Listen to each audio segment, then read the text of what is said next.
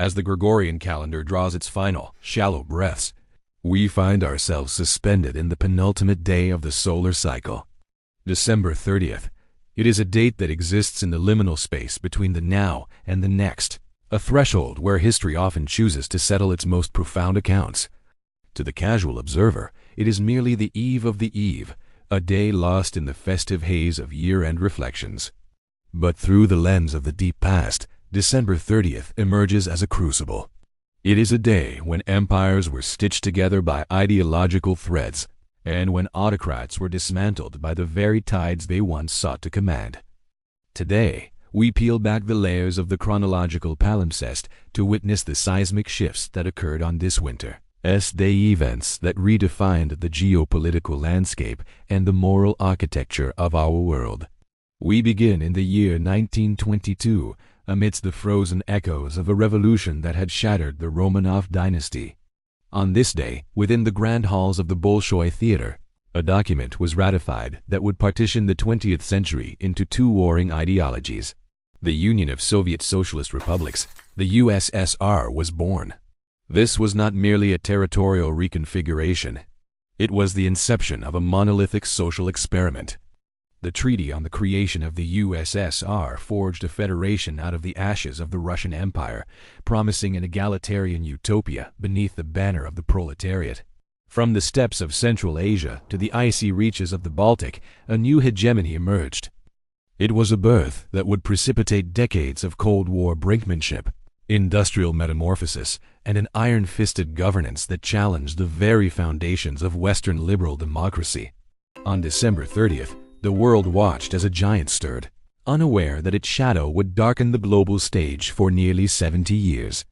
6 years prior to the USSR's inception, on this same date in 1916, a more mystical and sinister chapter of Russian history reached its macabre conclusion. Grigori Rasputin, the mad monk, the peasant mystic who had woven himself into the psychological fabric of the Tsarina Alexandra, met his end. His assassination is the stuff of dark legend, a labyrinthine plot of cyanide-laced cakes, leaden bullets, and the frigid embrace of the Malaya Nevka River.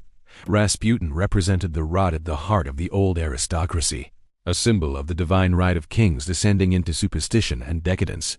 His death on December 30th was the death knell for the Tsarist regime itself.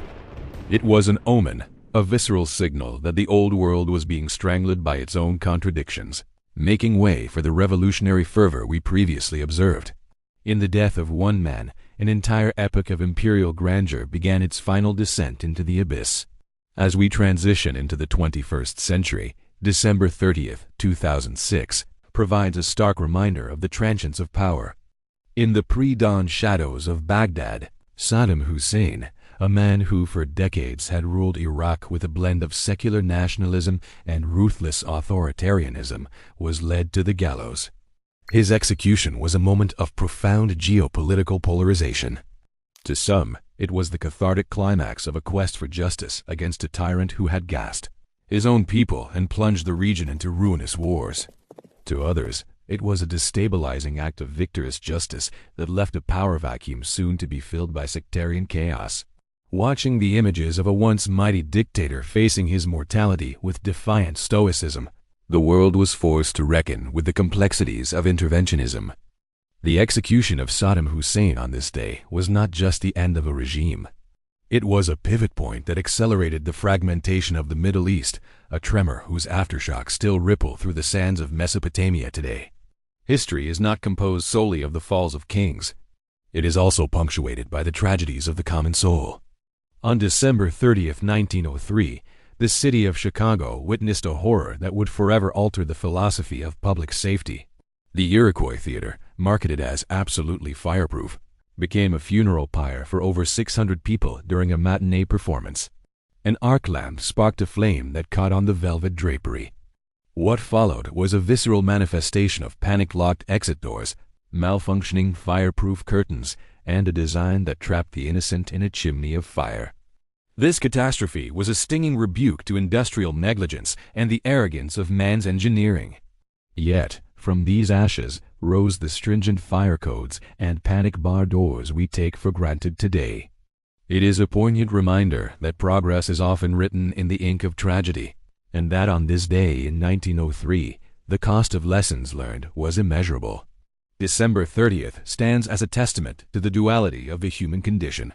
It is a day of structural creation and violent destruction. It shows us that while we may try to tidy our lives at the end of the year, history remains messy, uncompromising, and profoundly interconnected.